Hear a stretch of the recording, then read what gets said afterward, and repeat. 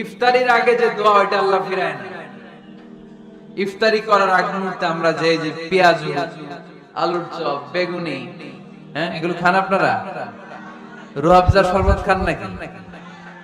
এই যে সাজায় রাখা হয় ডিজাইন করে, এইগুলো রেখে যখন দোয়া করেন এই দোয়াটা আল্লাহ শুনে।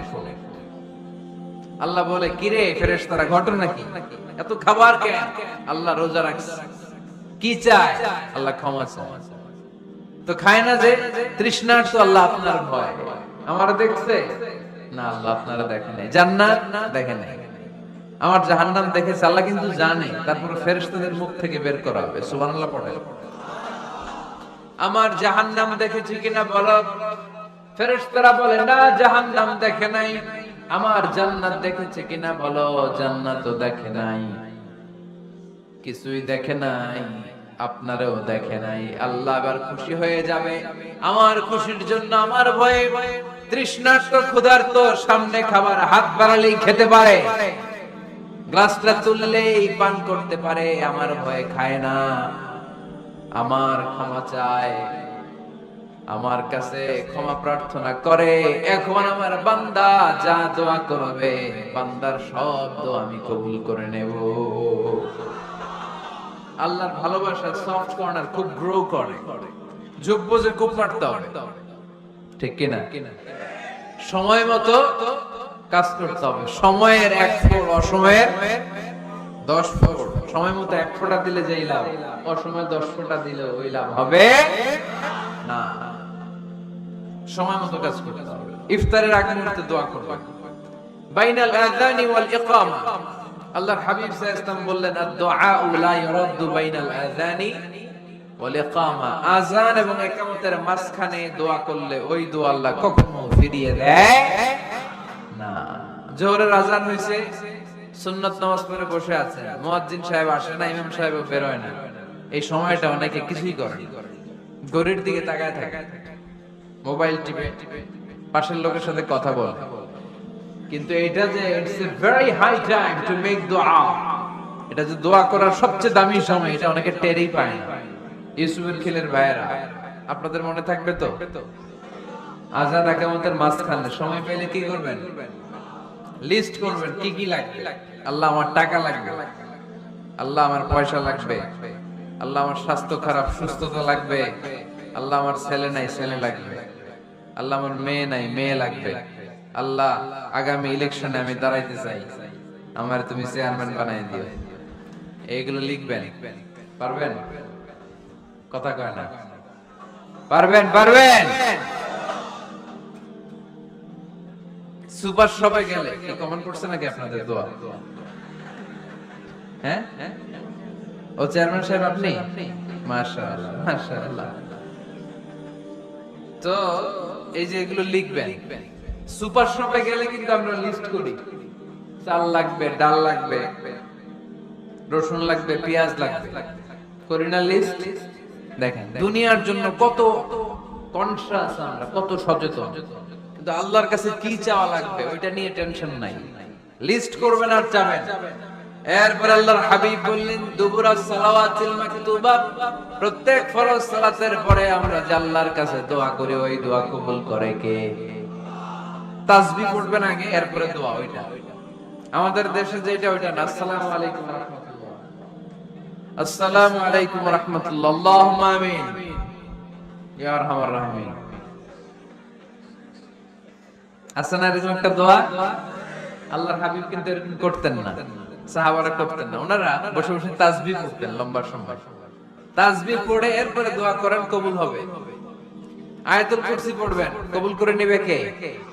মান ক্বারা আয়াতুল কুরসি দুবুরা কুল্লি সালাওয়াতিন মাকতুবা লাম ইয়ামনাহু মিন দুখুলিল জান্নাতি ইল্লাল মাউত।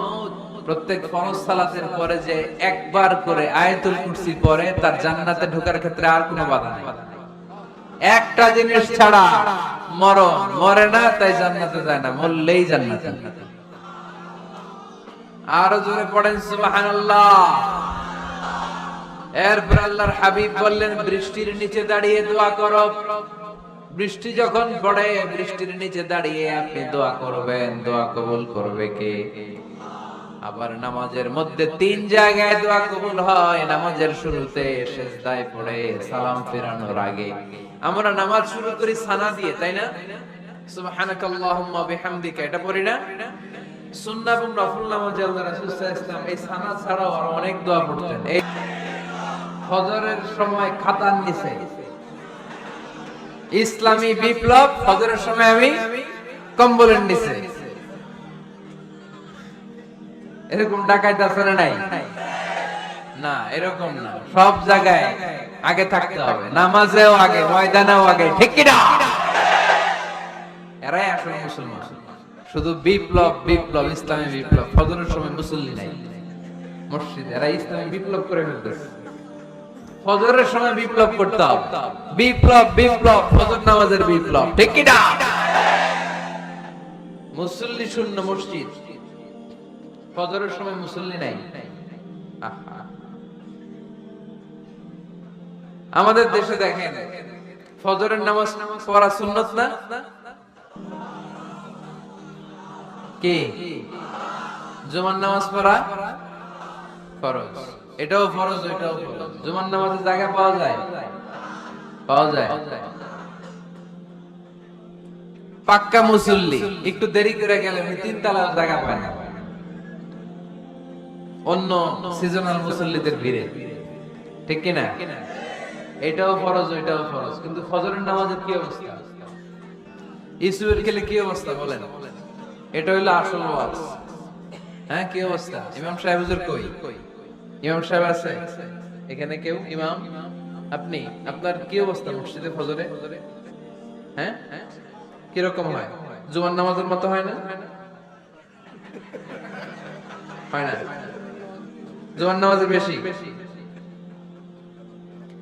যেদিন ফজরের দৃশ্য জুমার দৃশ্যের মতো হয়ে যাবে, ওই দিন হয়ে যাবে বিপ্লব বিপ্লব, ইসলামী বিপ্লব।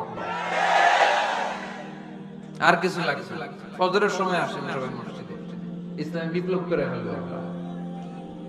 এদেশের ফজরের দৃশ্য একরকম, জুমার দৃশ্য আরেক রকম। ফজরের দৃশ্য যদি জুমার দৃশ্য হয়ে যায়, জুমার দৃশ্য যদি ফজরের দৃশ্য হয়ে যায়, ইসলামী বিপ্লব। This is the Islamic revolution. এটারে বলে ইসলামিক বিপ্লব। অমুকের দালাল, অমুকের দালাল, ইসলামী বিপ্লব সব কোপায় ফেলাম ফজরের সময় আমি নাই। আছে না নাই? ফজরের সময় আসে, এরপরে বিপ্লব করবো আমরা। বৃহস্পতি শুক্র টানা 7 দিন সুবহানাল্লাহ পড়লাম। এবার আবার অতিবৃষ্টির চোটে মদিনায় বন্যা শুরু হয়ে গেছে। কি বন্যা? পরের জুমাবারে ওই সাহাবী আবার খুতবার সময় আয়েশা হাজির। আয়েশা বলে, ইয়া রাসূলুল্লাহ, আর দরকার নাই, আর দরকার নাই, অনেক হয়েছে, এবার একটু বন্ধের দোয়া করেন। কিসের দোয়া? বৃষ্টির বন্ধের দোয়া। গত সপ্তাহে বৃষ্টির জন্য দোয়া, 1 সপ্তাহের ব্যবধানে বৃষ্টি বন্ধের দোয়া। আল্লাহর হাবিব আবার হাত তুলে দোয়া করলেন, আল্লাহুম্মা হাওয়ালাইনা ওয়ালা আলাইনা। আল্লাহ, আল্লাহ লাগবে না, হাওয়ালাইনা, আমাদের চারিপাশে দেন, পাহাড় পর্বত দেন, মদিনাতে দিয়েন না। সাহাবারা বললেন, জুমার নামাজ পড়ে বের হয়ে দেখি পুরো মদিনার চারদিকে মেঘের একটা এরকম চাকতি, চারদিকে মেঘ, মাঝখানে নীল আকাশ আমরা দেখতে পেলাম। মদিনার জমিনে এক ফোঁটা বৃষ্টি নাই। ওই যে দূরে তুফান, ওই পাশে থান্ডার, বজ্রপাত, ওই দিকে বৃষ্টি, ওই যে ওদিকে বৃষ্টি। মদিনা শহরের মধ্যে বৃষ্টি নাই, এই চাকতির মাঝখান দিয়ে আমরা নীল আকাশ আর সূর্যের প্রভা দেখতে পেলাম। বিশ্বনবীর দোয়ার বলা, হাত তুলে দোয়া করবেন, সব জায়গায় না, যেখানে আল্লাহর হাবিব করেছেন। দোয়া হাত তুলেও করা যায়, হাত না তুলেও করা যায়, যেভাবে আল্লাহরে ডাকেন তিনি শুনেন কিনা। আল্লাহর হাবিব বলতেন, ইন্নাল্লাহা হাইয়্যুন কারীম, আল্লাহ খুব লজ্জাশীল। আল্লাহ কি? আল্লাহর হাবিব বলতেন, কেউ যদি হাত তুলে আল্লাহর কাছে দোয়া করে আর চায়, ওই হাত ফিরিয়ে দিতে আল্লাহর নাকি লজ্জা লাগে। সুবহানাল্লাহ কইতে পারলেন না? আবার দোয়া যখন করবেন, আল্লাহর নামগুলো উচ্চারণ করে দোয়া করবেন। আল্লাহর অনেকগুলো সুন্দর নাম আছে না নাই? ইন্না লিল্লাহি 99 ইসমা, আল্লাহর রয়েছে 99টা সুন্দর সুন্দর নাম। এই নামগুলো যে মুখস্থ করবে, নামের হক যেই ব্যক্তি আদায় করবে, তারে জান্নাতের মালিক বানায় দিবে কে? দোয়া যখন করবেন আল্লাহর আসমাউল্লাহিল হুসনা গুলো বলে বলে আল্লাহরে ডাকবেন। আল্লাহর একটা সুন্দর নাম আছে আর রহমান। কি নাম? মানে দয়ালু। রহমান মানে কি? দয়াময়। রহমান শেখালেন কোরআন, বানালেন ইনসান, শেখালেন বায়ান। দয়াময় রহমান শেখালেন কোরআন, বানালেন ইনসান, শেখালেন বায়ান।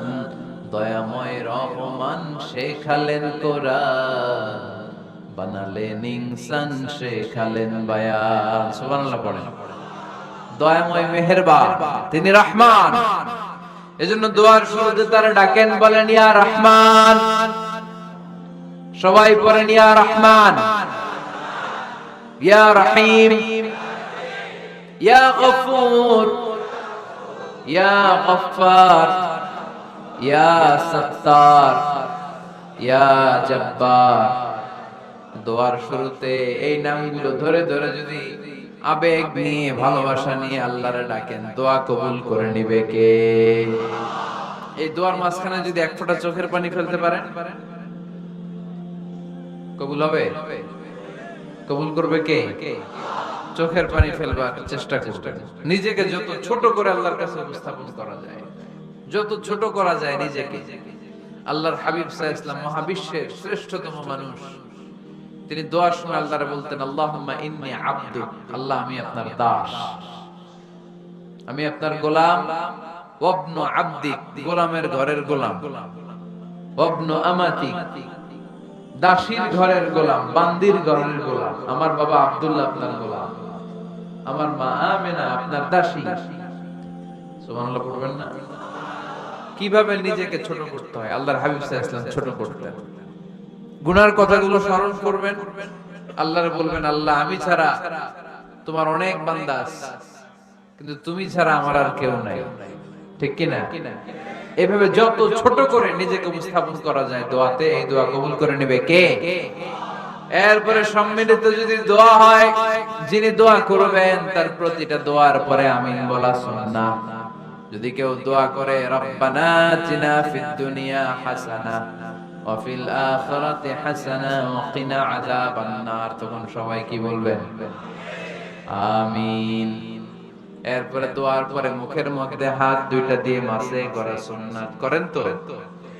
কারণ রাসূলুল্লাহ সাল্লাল্লাহু আলাইহি ওয়াসাল্লাম ইযা রাফা'a ইয়াদাইহি ফিদ দুআ লাম ইয়াহুত্তাহুমা ইল্লা মাসাহা বিহিমা ওয়াজহা।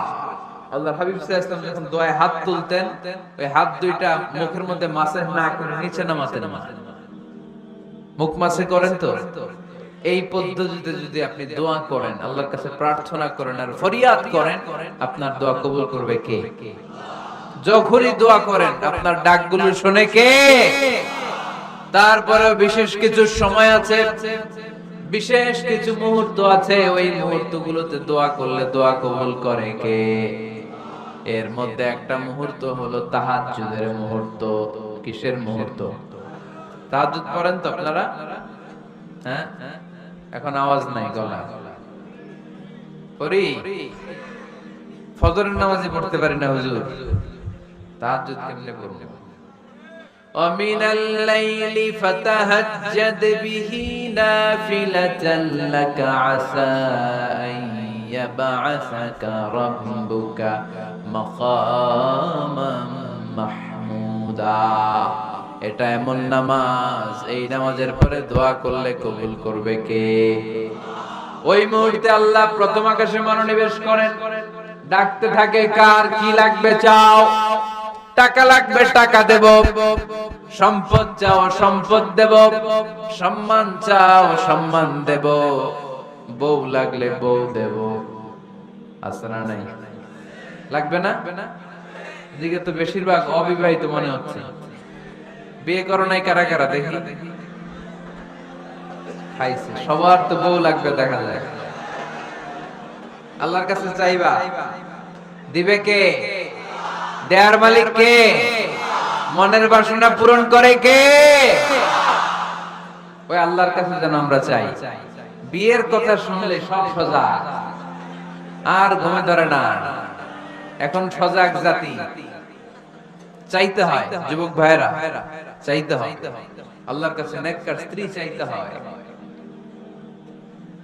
নেককার সন্তান চাইতে হয়।